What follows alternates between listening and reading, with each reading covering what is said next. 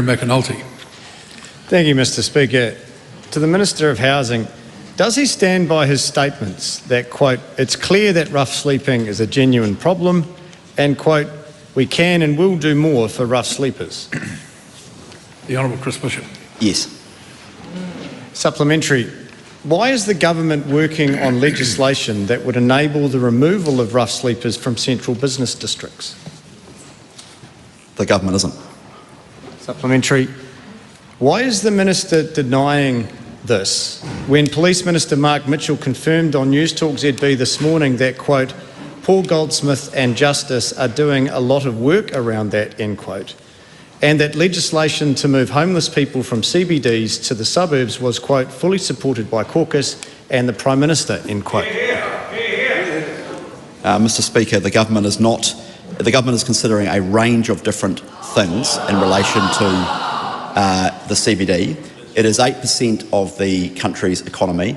It is of national significance, and with the City Rail Link opening next year, the International Convention Centre opening, and an increased push for tourism, for example, from cruise ships, the government, as well as Auckland Council, is of the view that we can make the CBD a more desirable place for everyone to be than it currently is. Supplementary. So which is it? The government isn't working on legislation to shift homeless people from the CBDs, or they are considering legislation to shift homeless people from the CBDs? The member asked whether or not the government was developing legislation. The government is not, but as I say, we are looking at a range of things. We are looking at a range of things in order to make the CBD, in order to clean up the CBD. Supplementary. Supplementary question, the Honourable Kerry McAnulty. Thank you very much. Just wait for your colleagues to come down. If people are concerned about entering the CBD because of homelessness, how does he expect them to feel when the issue is moved to their doorstep in the suburbs? Well, Mr Speaker, as the member knows, rough sleeping and homelessness is part of a complex cocktail of issues that successive governments have had to grapple with. This government is putting additional resource into Housing First, which is an internationally proven, evidence-based program that I know the member supports, in order to specifically provide housing options for people who are rough sleepers. Housing First does not support prison cells. Housing First supports warm homes so that people who are sleeping rough on the streets can move in, and more specifically it provides the kind of wraparound support that people in those difficult situations often need.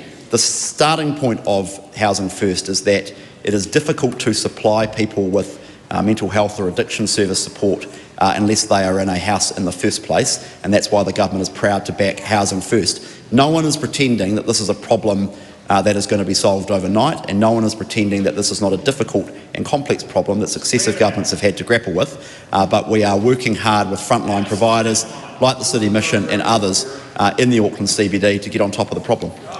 The Honourable Tama Potaka. The Honourable Tama Potaka. Thank you, Mr Speaker.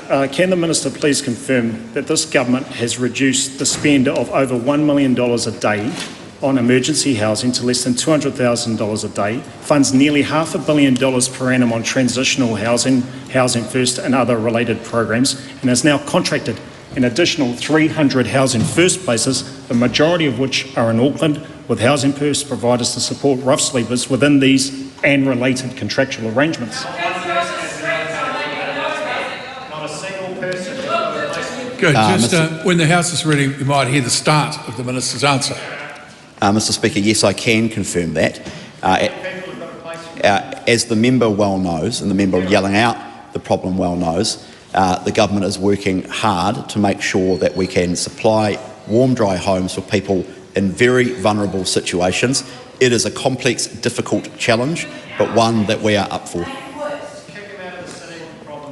Supplementary. A supplementary question, the Honourable Shane Jones, and no one else speaking. To the Minister. Can he confirm it is not appropriate to use homelessness as a moral cloak to hide drug taking, criminality and violence? Well, I don't think the minister's got particular responsibility in that regard. We can talk until we're blue in the face about the data and the stats and the evidence, because you can't walk around any major centre in this country at the moment and not see that the problem is getting worse. Come to the streets of Auckland Central, to Karangahape Road or down Waihoretu Queen Street. What do you make of the latest government report on homelessness? What are you seeing in your election? What are you hearing? I'm angry, Mihi. When you are forewarned by experts and community leaders and your own officials that the decisions that you're choosing to take as a government are going to increase homelessness, you decide to go ahead with those things anyway. The New Zealand Labour and Green parties, including Chloe Swarbrick herself, have played a major role in contributing to Auckland's CBD homeless rough sleeping problems. As I have often said, Chloe Swarbrick is one of the most dishonest MPs in New Zealand's Parliament because of her deliberate actions of negligent omission. Swarbrick is dishonest by omission. She continually and deliberately leaves out significant key factors in order to sway you into believing her narrative. Climate change is a perfect example. Swarbrick deliberately and blatantly omits to mention that there's nothing, absolutely nothing New Zealand can do that will have any effect on the global weather or climate patterns. And similarly, Swarbrick omits to mention there are no legally binding dollar commitments in the Paris Agreement. Likewise, Swarbrick deliberately omits to mention significant contributing factors regarding New Zealand's homeless rough sleeping problem, and that is, the Labour and Green parties themselves are a major cause of the homeless problem. Why so? Think mental illness, think drugs, think unemployment. Big time contributing factors to New Zealand's homeless rough sleeping issue. Even Swarbrick herself encourages and promotes the use of drugs. Palestine issues are now on hold, so let's get back to cannabis, NANGs, decriminalise, legalise and more. Drugs are a major contributing factor in homelessness. Now consider the Labour Greens government COVID-19 lockdown era. Lockdowns were associated with measurable declines in mental health across populations, with the largest and most consistent increase in anxiety, depression and stress observed in adolescents and young adults. Adolescents and young adults, teens through mid-20s, reported the largest increase in anxiety, depressive symptoms, loneliness and suicidal thoughts. Elevated stress, anxiety and depressive symptoms were also very common amongst working-age adults.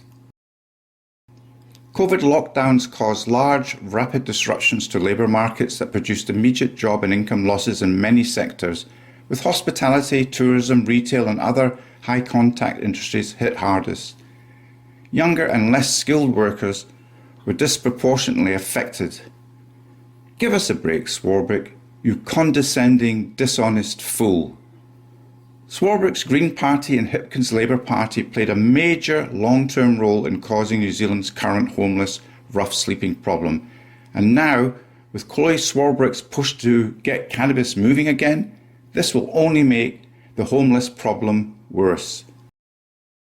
Swarbrick is a dishonest fool. Thank you for listening. WhangāreiTim. I am grateful that ministers now seem to be waking up to the reality of the situation.